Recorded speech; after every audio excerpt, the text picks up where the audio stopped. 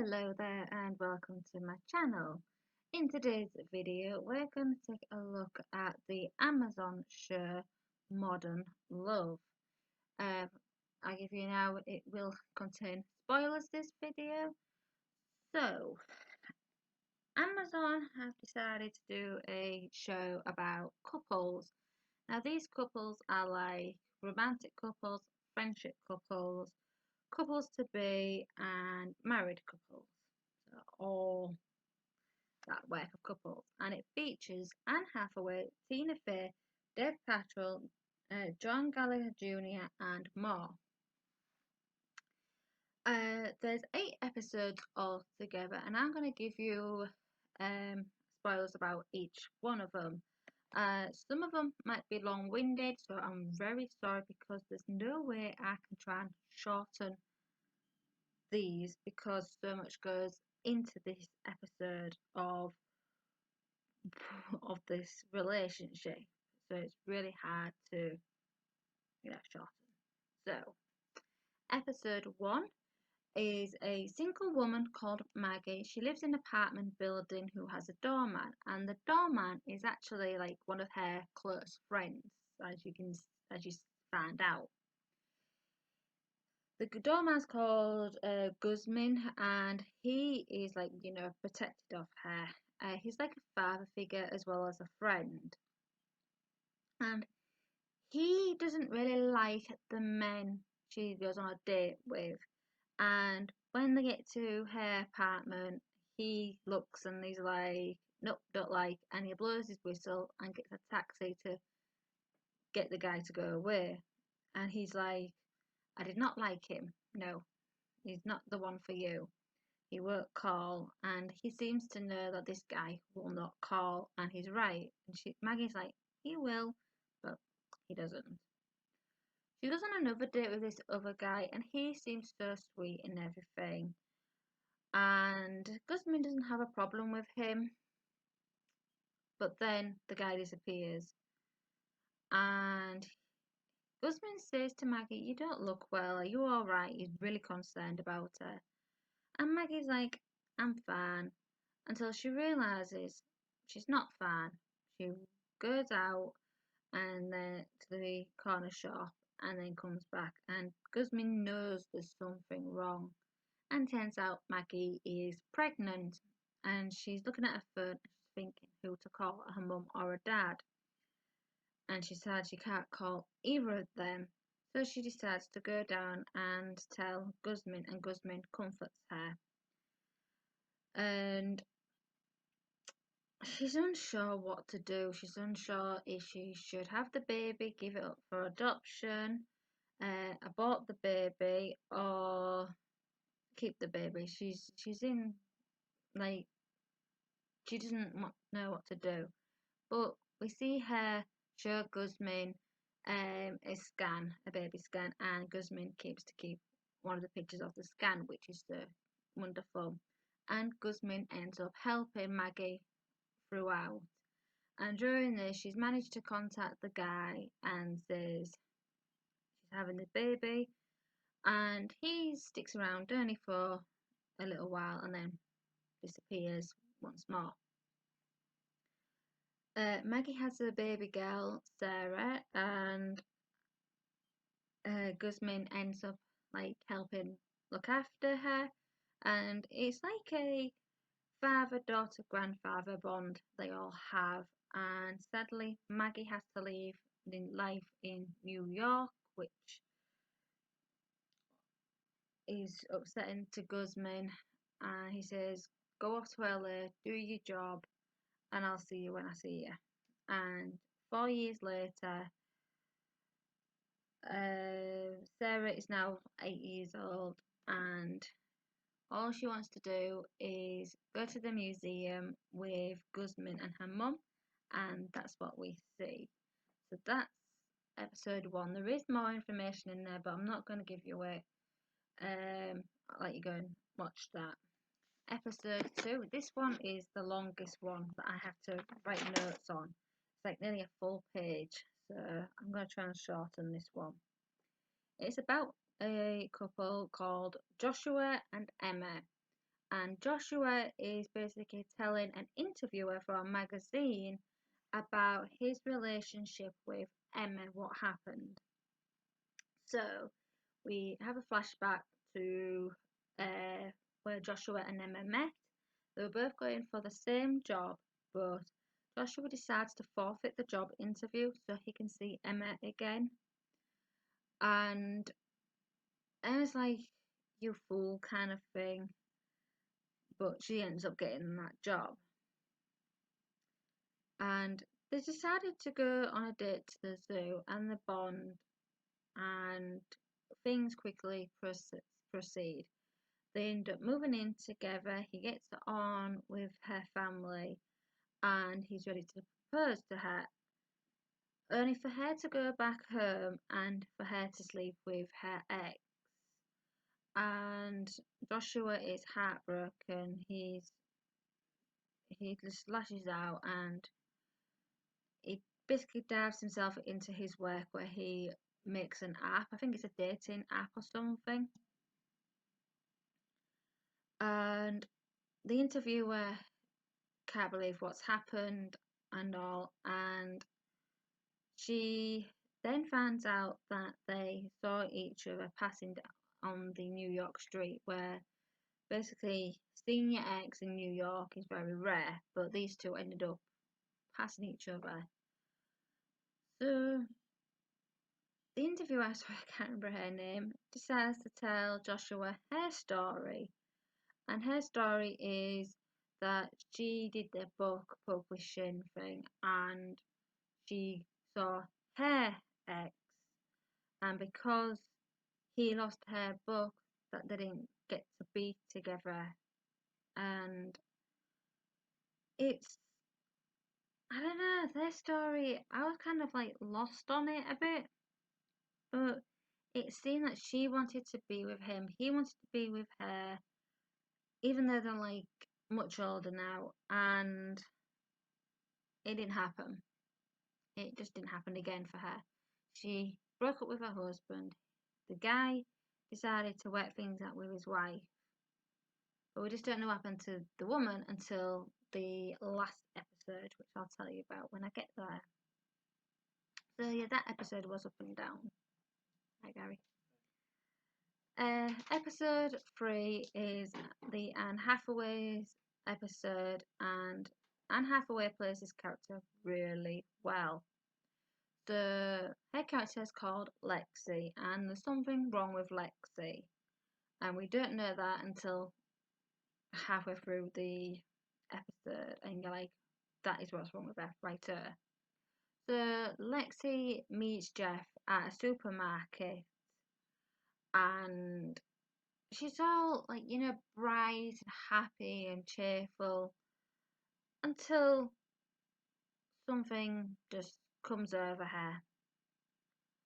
And even one of her work colleagues said, look, you've been off for 4 days out of 20. That's unusual. And Lexi just explains it's just something else when clearly it's not. And Lexi goes back home and then a dark cloud comes over her and she just ends up being in bed. And Lexi says this happens every now and again and gives a whole backstory of what happens. She's distant, you name it. And Lexi just manages to get up, manage to sort herself out to go on a date with Jeff, but she doesn't look pretty. She looks haggard. She doesn't look well. There's something wrong, and Jeff knows this, and he's like questioning it. He's like, "Oh, do you have a twin and everything?" Trying to make a joke out of it, but Lexi's just like, "Nah, that was me, you mate. I'm just feeling a bit unwell." It isn't till later on, after Lexi is fired, that the work colleague's like, right, tell me what's wrong. And Lexi comes out and says, I have bipolar. And she has low days and high days, and she's having a lot of low days. And she's upset because she was going to go on another date with Jeff, but the bipolar kicked in. and she was heartbroken about that. And you can see how distraught both characters are. He knows she's in the apartment. She knows he's down there waiting for her, but they just can't contact each other because her bipolar has kicked in once again and she's lost all feeling in herself. So Alexei ends up managing to explain to people in the past that she has bipolar, but the one person she would have liked to have told was Jeff, and he said he didn't know about the bipolar. Episode 4, I kind of skipped over this episode because I really wasn't interested in it at all. I can only give you bits about it, and I'll tell you the reason why I didn't really care about it.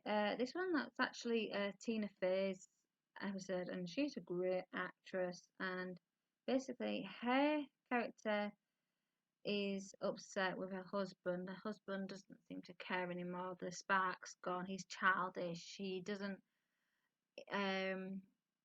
What was it called?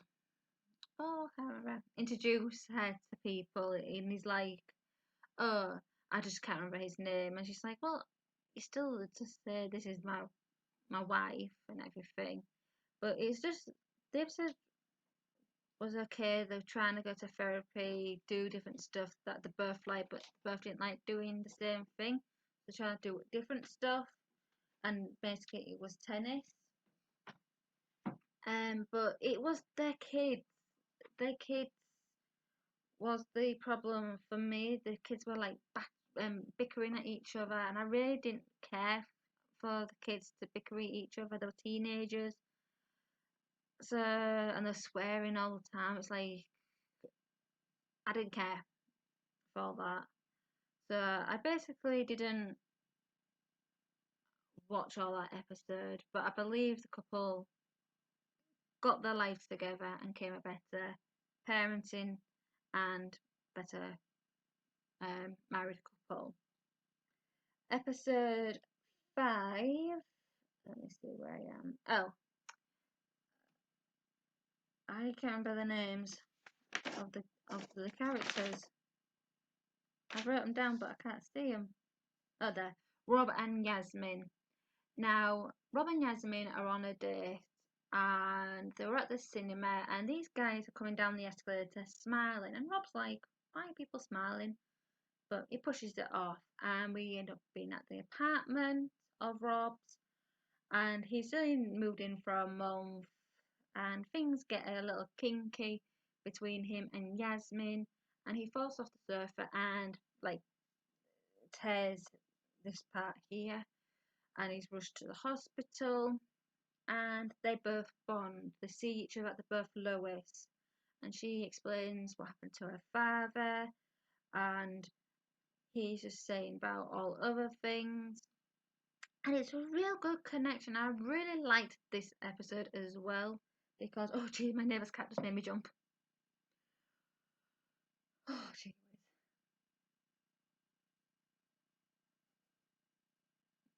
My neighbour's cat, I've got patio doors and my neighbour's cat scares the life out of me. Okay, right, so I was like, yeah.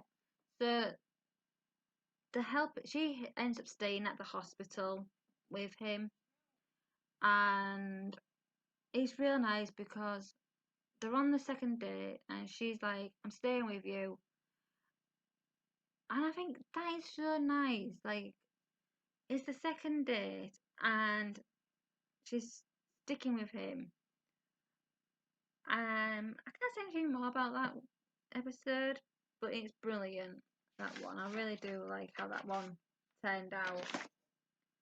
Episode 6. So we meet a 21-year-old Maddie who has an interest in a much older guy. He's about 30 years older, called Peter. And basically, she sees him as a father figure. And he sees her like, I don't know if he sees her like a daughter, but he also sees her as a romantic person. He cares for her and everything. and she cares for him, but they're on two different lengthways. He thinks that she wants to get together with him, while she is like, no, you're more like a dad to me. And when she's in an accident, she calls him up. She doesn't call anyone else up, she calls him up. And he says, I want her to have an MRI scan. She's like, no, I'm fine. He's like, no, I want you for an MRI scan. And people think they're father and daughter. So she goes along with it and everything. And he cares for her. He buys her something at the zoo when he actually sees his real daughter and grandkid. And he's like, oh, shoot. I hope my daughter doesn't think I'm dating this younger lass or anything. So he's kind of off-putting at first because he's trying to drag Maddie away. But Maddie's like, it's cool, it's fine. She just acts like totally normal. And it isn't until he buys her a $300 coat that he ends up kissing her. And she's like, what are you doing? I told you, I see you as a father. And he's like, well, you're giving me flirty signs, which she actually is on some things. She is kind of flirting with him. And in the end, she is trying to avoid him at work, and he knows this, so he decides to quit his job. And at the end of the episode, we see her saying goodbye to him, and then wait, and then you think, oh, is she actually going to realize that she does have feelings for him and end up being in a relationship with him? But no. Episode 7. It's two gay guys who want to adopt a baby, and I feel like they rushed into this, especially Andy. He's like watching something, and then he's like, I want a baby. And I don't know, I'm up and down about this episode. I really am. I'm gonna have to watch this episode again. But they come across this homeless lass, and she's like, oh, I'll only appear in New York like twice a year, so I'll see the baby twice a year and everything. But I'm not going to be around for the first and second trimester. I'll come back when we're going into the third or right at the end of the second. And just her attitude towards everything is peculiar. She doesn't care that what they want for the future for the child. She doesn't care about that. All she cares about is these two guys are in like mega love and they're not going to split up anytime soon. And that's all she wants. Um, but the guy, well, Toby, he's more cautious of her, especially when they move her in. When she does come for the last trimester, she wrecks the house. Her dog gets his dog pregnant somehow, and it is really weird, a big dog and a little dog, and he's so mad at her. She ends up bringing home a homeless stranger who turns out to be Ed Sheeran. So that was real funny seeing Ed Sheeran in the episode. And basically, Toby has a go at her, and she ends up walking out of the house, and he has to go and find her because it's freezing cold in New York. She's pregnant. She's in the last trimester. And he opens up to her about everything, and it's a real sweet moment how those two end up becoming a bond relationship and everything. And she still tells him she doesn't want anything to do with the child. She'll only see it when she's in New York. And she has a baby girl, and Toby tells this story from birth to the little girl. Sorry, I don't know what her name was. And we skip 4 years later, and he's still telling the same story. So yeah, that one is a good episode, but it's one of them ones you're gonna have to like watch twice to understand what's going on with the girl in her head. She just seems very peculiar and everything. Episode. Where are we? What's episode 7? episode 8. It's another lady called Margaret, and we have a flash forward, flashback episode for this bit. Basically, we have a flash forward. She's in bed, she seems heartbroken, and someone's buzzing at the door. So she gets up, presses the buzzer to let whoever in, and it's her son. And she smells this item of clothing, so it's like, oh, it must be something to do with a death because she's smelling this item of clothing. And you do it. It is for a funeral, but it's actually a funeral for her second husband, and Ken. And he's such a sweet guy. They actually met whilst running, and it was one of those, New York marathon fun runs. And she waits for him at the end, and of course they're closing up the fun run. And she's so worried about him, but she wants to go on a date with him. She doesn't care who he is. All she wants to do is go on a date with him. And they end up bonding together, and it's so sweet that they're in whatever age group they're in, and they end up having this whole new experience of life. They end up getting married together, moving in, and just having this beautiful relationship. But then Ken dies, sorry, not Kenny, and she's heartbroken over it because they were hoping they were gonna die together, and she's like lost her new best friend. And it was sad to watch that part of that episode, and their story is quite short than any of the others because in this episode we end up seeing all the past episode people. We end up seeing, hang on a minute, we end up seeing, I can't find it, yeah, we end up seeing the homeless girl. I can't find her name anywhere in my notes. No, Kale, let's call her Kaylee. I feel like that was it. In a red van, and this red van appears a few times in this last section. So she's talking to this other guy in a van, saying that she wants to make sure these guys are the perfect guys, and he's saying, well, if not, I'll help bring up the child with you in the van. And she's kind of like, yeah, okay, but she really does not want to be a mother. But when she's in the apartment, she's happy and and she gives the guy in the van a good signal saying, go, I'm happy.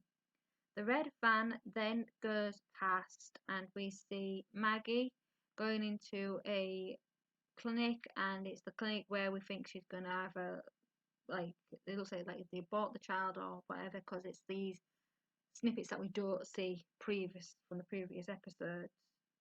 And Guzman is basically watching her, seeing her, and she's mad when she sees him. And he's like, oh, I just came to bring you an umbrella. She's like, it's not going to rain. She's really angry at him, and it ends up raining, and she's so thankful he was there, and for another comfort. We end up seeing Joshua, and the interviewer, he tells her that he got back with Emma, and then she used his app and met this handsome guy. So that was great. Then he runs past another restaurant. We see Rob and Yasmin's first date, how that started. And basically we just see snippets of everybody. His thing, Lexi's just biking away. We actually just see her ending, like from the episode 3 episode. So yeah, it's really good, and we do find out that Maddie doesn't just go off with Pete. She actually has a new guy in her life who's around her same age, and all seems well in New York. So yeah, it's really good a season. The season 1 of Modern Love. I would recommend it to anyone. The episodes are only like 30 minutes, so it's a good day just to watch it. If it's raining, dull outside, just go and watch it and see what you think and let me know in the comments below. So take care and I'll see you in another video, whatever I do. If you want me to review any TV show, let me know, because I was actually going to review each episode, but I thought, you know what, I'll make it a full length video. So I know it's long, but let me know. Right, bye.